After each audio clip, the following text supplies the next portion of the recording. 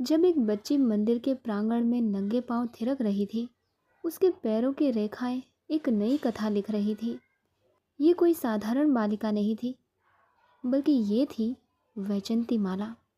वैजंती माला, जिनकी आंखों में कला का तेज और मन में देवी सरस्वती का वरदान झलक रहा था। वैजंती माला भारतीय सिनेमा की एक ऐसी चमकती हुई नगीना है जिनकी खूबसूरती, नृत्य कला और अभिनय ने हिंदी फिल्म जगत को एक नई ऊंचाई दी। वो सिर्फ एक अभिनेत्री ही नहीं, बल्कि भरतनाट्यम की महान नृत्यांगना भी हैं, जिन्होंने शास्त्रीय नृत्य को मुख्य धारा के सिनेमा में सम्मानजनक स्थान दिलाया। उनकी मुस्कान में मधुरता थी और आंखों में एक गहराई जो भावों को बिना शब्दों के भी बखूबी व्यक्त कर देती थी। उन्होंने मधुमती, संगम, नया दौर और ज्वेल थीव जैसी फिल्मों में अपने अभिनय की छाप छोड़ी और हर किरदार को अपने अंदाज से अमर कर दिया। वैजंती माला की खास बात ये थी दोस्तों कि वो अपनी कला को लेकर बेहद समर्पित थी, चाहे वो अभिनय हो या नृत्य। जब वो मंच पर आती तो ऐसा लगता जैसे शुद्ध कला स्वयं साकार हो गई हो। उनकी खूबसूरती में गरिमा थी और व्यक्तित्व में आत्मसम्मान। वो न सिर्फ सिनेमा की एक बेहतरीन कलाकार थी, बल्कि भारतीय संस्कृति की सजीव प्रतीक भी थी। उनका नाम आते ही एक सौम्य, संस्कारी और आत्मविश्वासी महिला की छवि आंखों के सामने आ जाती है। एक ऐसी कलाकार जो वक्त से परे है। 1936 में मद्रास के एक पारंपरिक तमिल ब्राह्मण परिवार में जन्मी वैजंती माला का बचपन सामान्य बच्चों से अलग था। जहाँ बाकी बच्चे खिलौनों से खेलते थे, वहाँ छोटी सी वैजंती माला नृत्य की मुद्राओं और लय की भाषा सीख रही थी। उनकी माँ वासुंधरा देवी स्वयं एक प्रसिद्ध नृत्यांगना और एक अभिनेत्री थी और उन्होंने अपनी बेटी में बचपन से ही कला का बीज बो दिया। 5 साल की उम्र में वैजंती माला ने श्री रंगम मंदिर में पहली बार भरतनाट्यम की प्रस्तुति दी और उसी क्षण दर्शकों ने महसूस किया कि एक नक्षत्र जन्म ले चुका है। वैजंती माला महज 4 साल की ही थी जब साल 1940 में अपने माता पिता के साथ ये इटली की राजधानी रोम गई और वहाँ सर्वोच्च ईसाई धर्मगुरु पोप के सामने इन्होंने भरतनाट्यम की एक प्रस्तुति दी थी। 15 साल की उम्र तक वैजंती माला भरतनाट्यम में पारंगत हो चुकी थी। भरतनाट्यम के अलावा कर्नाटक संगीत में भी वैजंती माला ने दक्षता हासिल की थी। इसी उम्र में ही इनको फिल्मों में काम करने का पहला ऑफर आया भी था। वैजंती माला के मामा वाईजी पार्थ स्वामी भी फिल्मों से जुड़े थे। वो न केवल एक एक्टर थे, बल्कि तमिल नाटक लेखक भी थे। यही वजह है कि तमिल फिल्मी शख्सियतों का वैजंती माला के घर आना जाना लगा रहता था। अपने नृत्य कौशल से 15 साल की उम्र तक वैजंती माला तमिलनाडु में बढ़िया नाम कर चुकी थी। इसलिए उस दौर के दिग्गज तमिल डायरेक्टर एम.वी. रमन ने वैजंती माला को अपनी फिल्म वस्कई में काम करने का ऑफर दिया, लेकिन इनकी नानी ने इनकी फिल्मों में काम करने पर सख्त एतराज़ जताया।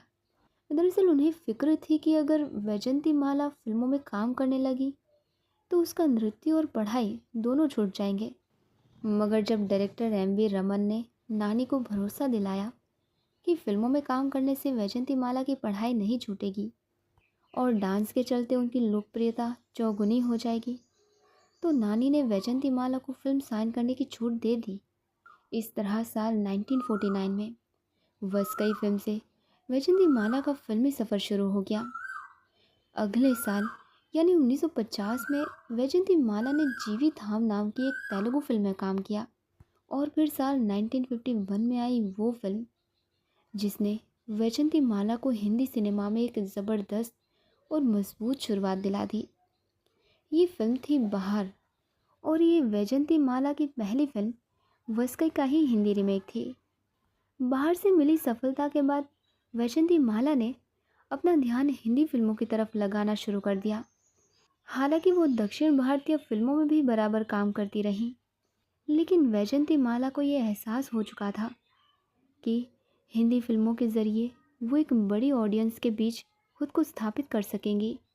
इसी का नतीजा रहा कि साल 1954 में आई वैजंती माला की फिल्म नागिन ने सफलता की एक नई इबारत लिख दी।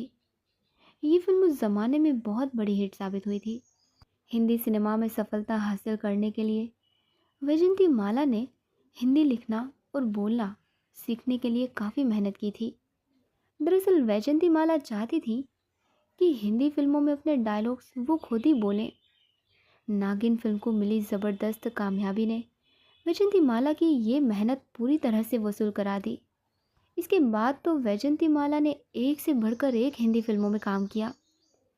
हिंदी फिल्मों के हर बड़े स्टार के साथ इन्होंने सिल्वर स्क्रीन शेयर की। दिलीप कुमार और राज कपूर जैसे सितारों के साथ भी इनकी जोड़ी को खूब पसंद किया गया। दोनों के साथ ही इनके अफेयर की खबरें भी खूब उड़ी। लेकिन सालों बाद अपनी किताब बॉन्डिंग ए मेमोरियल के जरिए वैजंती माला ने इन खबरों को कोरी बकवास और मीडिया का पब्लिसिटी स्टंट बताया। ना केवल एक्टिंग बल्कि डांस के जरिए भी ये लोगों का दिल जीत रही थी। और केवल शास्त्रीय नृत्य ही नहीं बल्कि वेस्टर्न डांस में भी वैजंती माला बेहद माहिर थी। साल 1957 में आई फिल्म आशा में इन्होंने वेस्टर्न डांस करके लोगों को चौंका दिया था। इस फिल्म में किशोर दा के साथ इनकी कॉमिक केमिस्ट्री भी दर्शकों को बड़ी पसंद आई थी। वैजंती माला के करियर में साल 1955 में आई देवदास फिल्म का बड़ा ही महत्व है, क्योंकि इस फिल्म से लोगों को पता चला था कि वैजंती माला न केवल एक बढ़िया नृत्यांगना है बल्कि एक उम्दा अदाकारा भी हैं।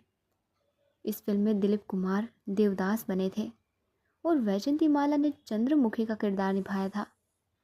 चंद्रमुखी के किरदार को खूबसूरती से जीने के लिए वैजंती माला को film fair best supporting actress का अवार्ड भी दिया गया था। लेकिन इन्होंने ये कहकर वो अवार्ड ठुकरा दिया कि देवदास की ज़िंदगी में चंद्रमुखी की बड़ी अहमियत है, वो कोई सपोर्टिंग किरदार नहीं है, मैं बेस्ट एक्ट्रेस के अवार्ड को ही स्वीकार करूंगी।